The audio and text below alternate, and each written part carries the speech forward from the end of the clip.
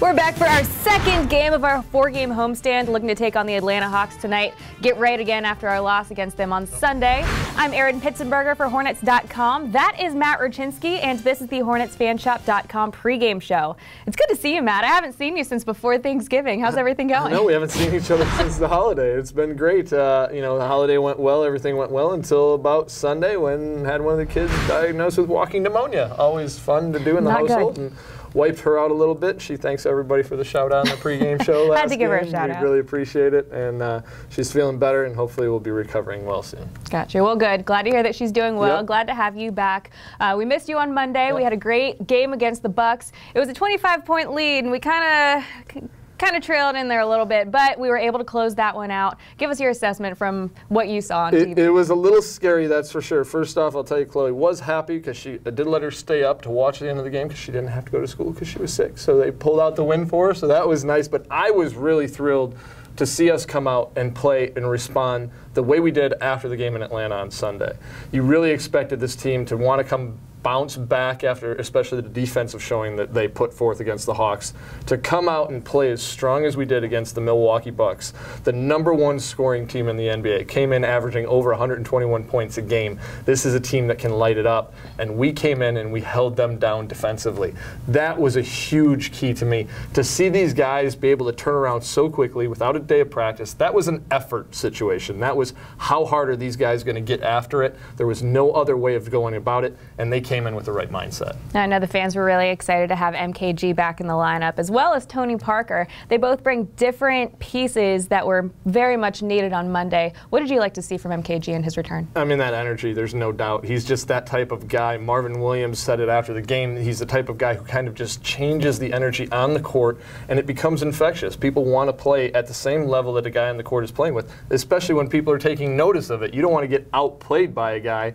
So MKG is giving his all defensively. He's found his right position this season, coming off the bench, playing at that power forward spot. He's absolutely excelling, and he came in and just was lights out, the MKG of old. When a guy comes out missing 6 games, you expect maybe there's going to be a little bit of a lag, maybe he's going to have a hard time getting his wind. MKG did not have that problem, and it was great to see against the Bucks. Not at all. And aside from the obvious veteran leadership in Tony Parker, what have we been missing the last couple of games from him on the court? The way he settles things down. There's no doubt about it. When you've got that second unit without a Tony Parker and you're running Devontae out there as the second point guard, Devontae's playing great this season when he gets the opportunity. There's no doubt about that. But there's just something different about having Tony out on the court with those youngsters that just, there's a calming presence to having Tony out there. You feel like guys are going to be in the right spots. And if they're not in the right spots, he's all over them for it. So, and because he is the veteran, they're hearing what he has to say. They're really taking his critiques to heart. So having Tony out there, granted, 15 points was great for the veteran. We love seeing that, especially in the fourth quarter, getting those 6. Those were huge baskets that Tony Parker made in the fourth quarter against the Bucks. But what he brings as a veteran presence is unmatched by anybody else on this team. Now let me ask you something, because I asked the same thing to Sam when he was on the show on Monday. The last couple of games have been extremely close. This team has been no stranger to very close games. We couldn't close it out on Friday against OKC, couldn't close it out on Sunday against Atlanta. What is it about these teams that make it so difficult to kind of go up against and to be able to close these out? I mean, these are NBA teams that get into the point where they want to win the game too. There's no doubt everybody's going to be going their hardest at the end of games, at the end of contests, especially in a game like Atlanta. When you let a team hang around, you walk into this game maybe thinking, we're going to win this one going home, it's going to be a great situation for us, and they just kind of stuck around, and they stuck around, and they came, I mean, we put 43 up on them in the first quarter. You can't do much more than putting 43 on a team in their home building, hoping that they're just going to wilt and fold. And they didn't. They continued to fight back, continued to push it, and that's what it is at this point in time. We have to want the game more than these other teams want the game, especially in crunch time. There's certain things you can't do. You might not be able to stop a Russell Westbrook if he gets hot in the fourth quarter, but when you're playing the Atlanta Hawks and it comes down to crunch time in the fourth quarter, you've got to want the game more. Hopefully we'll want it more tonight. Hopefully, yes. Hopefully we'll pull this one out. You know what? I was really excited to see on Monday night the dish from Malik to Miles. when he took flight and jammed that ball into the basket. The entire crowd erupted. What was your reaction? I mean, we threw our hands up on the couch at home watching this game. It was crazy. We had to rewind it. I love being able to sit back and rewind instantly. Although Eryn does a heck of a job getting those highlights up on Twitter. If you want to see them really, really quickly, we make sure we do that. Hey, I'm noticing, so hopefully you guys are too. But yeah, that's just the energy that brings to the building, what Miles Bridges does. We've seen him do it all year, and he ignited Spectrum Center right then and there, and it was great to see, and you could feel it watching at home on TV as well. The one thing that was trending after that dunk was, if you looked closely, Jeremy Lamb's reaction after that dunk was amazing. We're going to have our producer, Jace, put up the reaction of him. I have never seen anything like it. I'm sure memes are to come from this reaction, so I'm looking forward to seeing that. If you guys missed this game on Monday night, let's take a look at the highlights. To be able to shoot threes like that now, he had that shot in his game all along. It was just, downtown! Cody threw Lamb an absolute grenade, and Lamb threw it through. Cody right there, good job not to walk, and the defense, Brogdon, a really good defensive player, gets caught standing still as he thinks the shot clock's going to expire. He actually gets a good contest on Lamb, and Rockets walled off. Blocked by Bridges. Second block by Miles Bridges. No, Brogdon thinks he's got by Kemba. That there is the young fella again with the timing, the leap, and the swat. The Hornets down by 4. 6.5 remaining, second quarter. Monk hangs and hits. Monk. Oh, try. You're right. Kemba. Right there. He sees Von Thonmaker shot blocker, so he knows I've got to be creative and get this shot off. Move on that Kumbo. He fight. Middleton. Blocked from behind. MKG rips it away. Listen to this.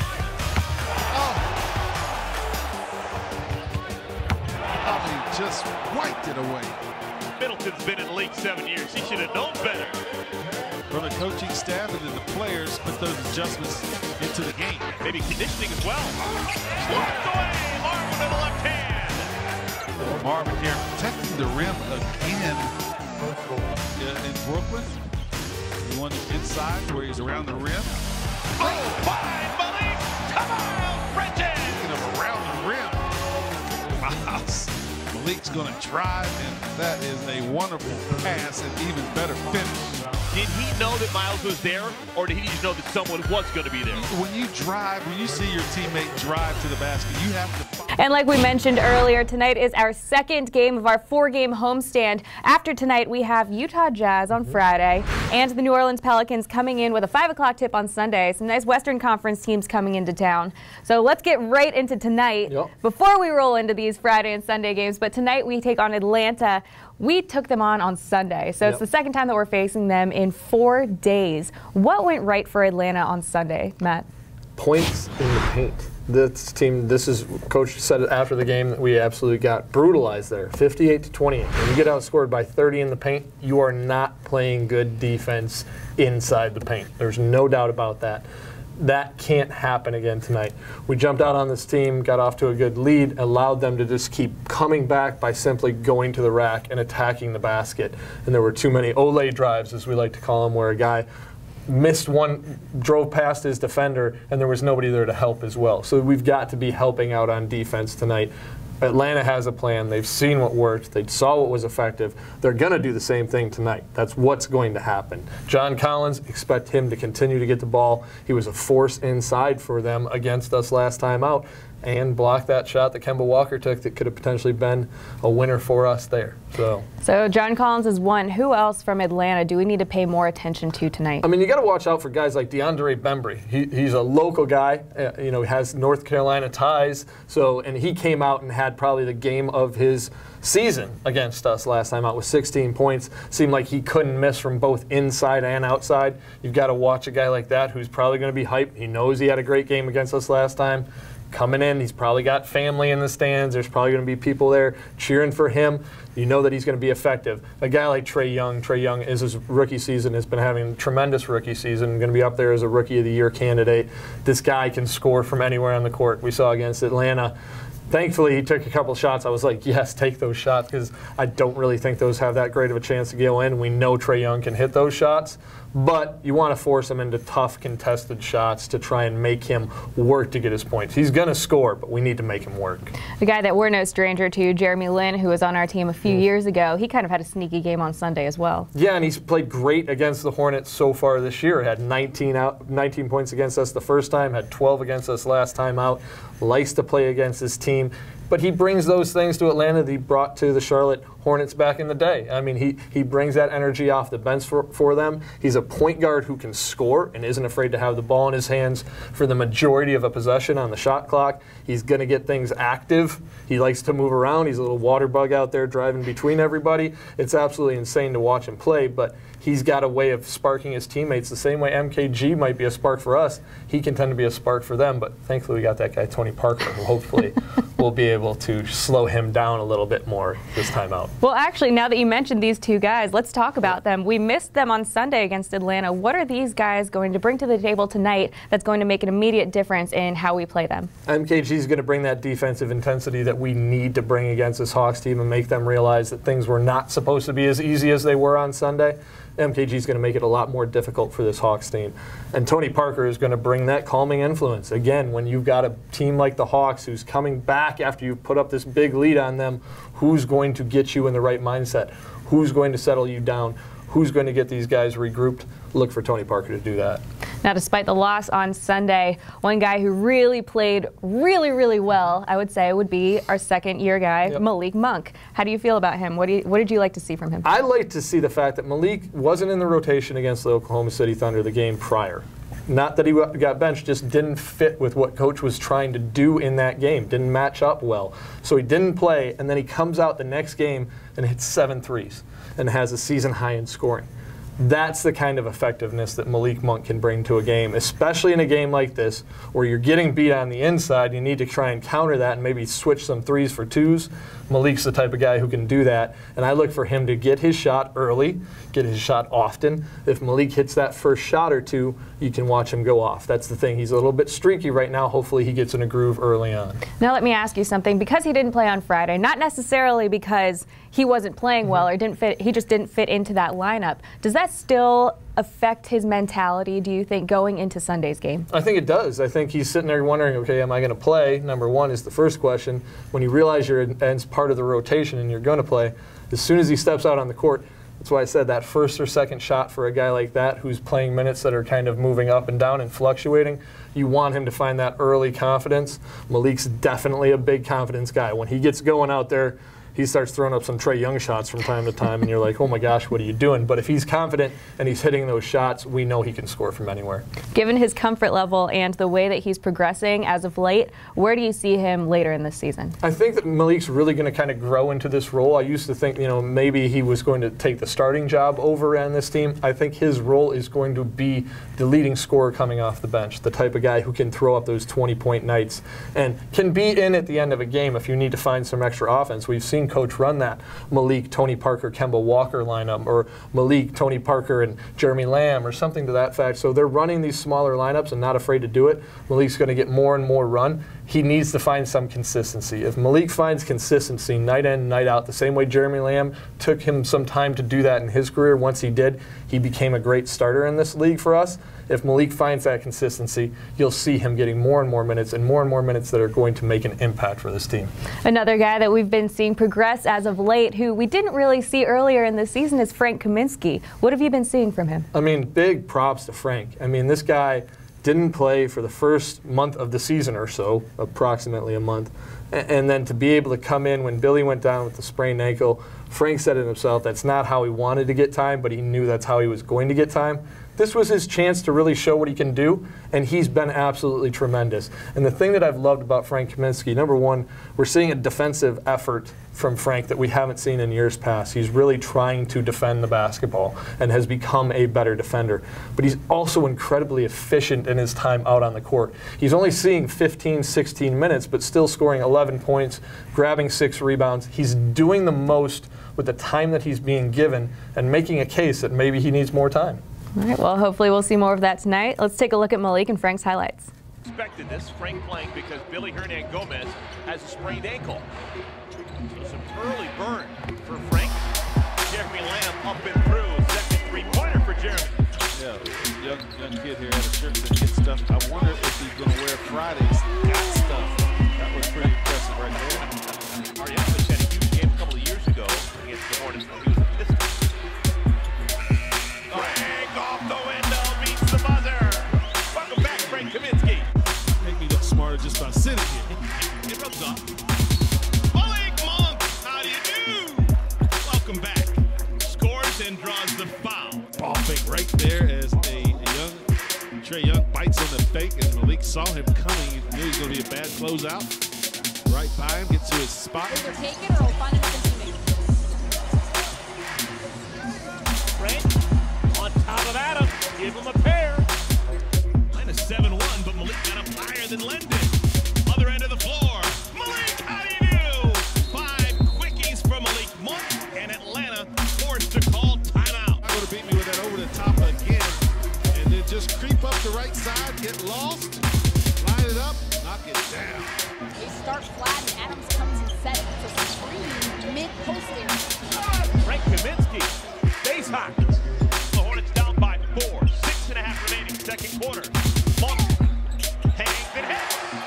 Malik Monk. Oh, try. You're right. Kemba. Right there, he sees Von Maker, shot blocker, so he knows I've got to be creative and get this shot off. Since he signed his new deal in Atlanta, so always a team guy. He's going to do whatever he thinks the coach wants in a team. Frank Kaminsky off the window and good with the foul. Boy, has he been playing well the last couple of games. Right there, attacks a smaller player. We're now joined by Marvin Williams. Marvin, thanks for joining us today. Thank you for having me. All right, let's talk about Monday night's game. It was a close game against the Bucks. Give us your assessment on that game. It was probably one of the best games we've played defensively, I think, all year. Obviously, Milwaukee is probably one of the top 3 teams in the NBA the entire season. So to come in here and play as well as we did against those guys, it really was a big win for us. Now you speak of defense. A big key to that piece of defense is MKG being back, who's missed the last 6 games due to an ankle sprain. How great is it to have him back on the court? You know what? You can kind of see when he's not around as opposed to when he's around, but you could feel it, I felt like, when he came back. The game instantly changed the minute he stepped on the floor. I think guys just kind of felt a sigh of relief knowing that we had him back in uniform. He brings so much to our team from an energy standpoint, from an effort standpoint. He's one of our leaders on both ends of the floor. So guys were definitely glad to have him back in uniform for sure. What does it say to the character of this team to lose that game in Atlanta on Sunday the way you did? Come back and play. The NBA.com had them as the #1 ranked team in their power rankings in Milwaukee, and then come back and beat a Milwaukee team the next day. I think it says a lot. You can make an argument, good and bad, obviously, for our team. Obviously, we have to do better. Take nothing away from Atlanta. They did what they were supposed to do. You always want to protect your home floor no matter what your record is, no matter who suits up for you, and that's exactly what they did. So it was a game that we felt like if we played better, we definitely could have won. Obviously, we let it go, but to come back home, get in front of our fans, in front of our crowd, it really was a big boost for us to play a great Milwaukee team. For you seem to be clicking and found things offensively again. Is this the best you've felt all season, the way you're playing right now? Thankfully, yeah, I'm feeling better. Obviously, I'm still taking the same shots that I was taking earlier in the year. They're just finally going in. That helps. Which helps a little bit, yeah. Right, well, you've had double-figure games in the last 3 consecutive games, and you hit your 10,000th point. Again, congratulations on Friday against OKC. We saw in Atlanta, they gave you a little tribute video. What was that like? Because obviously we weren't there. The fans weren't able to see it on TV. What was that like for you? It was a really, really special moment. Obviously, I played for some incredible franchises throughout the course of my career, being here for 5 years. I was in Salt Lake City for 2, and then being in Atlanta for 7. So I have certainly been blessed throughout my journey. But there's no place like, home, you can kind of say. I've always enjoyed going back to Atlanta, that community. I've met a lot of great people there. I've done a lot of great things there. I still have family there. So it is always a fun time to kind of get back and go to Atlanta. But the way they've always treated me and my family since I was drafted has been first class. So I'm definitely thankful for those guys, for sure. You had a great game against Atlanta on Sunday. Do you always have that motivation when you do go back home? Is it normal for guys who are from certain places and from cities to go back and just shoot lights out during those games? Honestly, I think sometimes guys do kind of want to, I guess, get back at their old team, whether they were traded or they signed with a new team. For me personally, I've never felt that feeling. It's always been fun for me. Like I said, it's fun to go back to Atlanta to play. It's fun to go back to Salt Lake and play. I mean, those are places that I've lived. I spent time there. I have friends there. So I've always enjoyed it personally. There's no extra motivation to win or play well. Thankfully, I was able to play a little bit better, but hopefully we can get them tonight. When you lose to a team like Atlanta as recently as Sunday, how nice is it to get that team back again? Is this quick, only 4 days removed? Yeah, it's always tough, I feel like, to play a team that close, whether it's like a home and home or you got a day or two in between. Whether you win or lose, it's always difficult. But like you said, they did beat us last time. I know guys remember that. We all know that we can play better, and we have to play better. They're coming off a huge win last night in Miami, so I know they're feeling good. So hopefully we can come out tonight from the first quarter and kind of set the tone defensively, and then hopefully our offense works for us. And we know you're feeling good from beyond the arc, but you're also doing pretty well on the glass as of late, grabbing 13 rebounds 2 games ago, 8 last time out. Have you changed something different for your rebounding mindset? Nah, just lucky bounces. The shots are going in, and he's getting lucky bounces. Yeah. This is simple, folks. This is the easiest way to break it down. Yeah. All right, well, keys to the game right there. Looking forward to it. Marvin, thanks so much for joining us. Thank you. All right, for Marvin, Matt Rochinski, myself, thank you for joining us. Tune in tonight's 7 o'clock tip on Fox Sports Southeast or listen on WFNZ. We'll see you guys next time.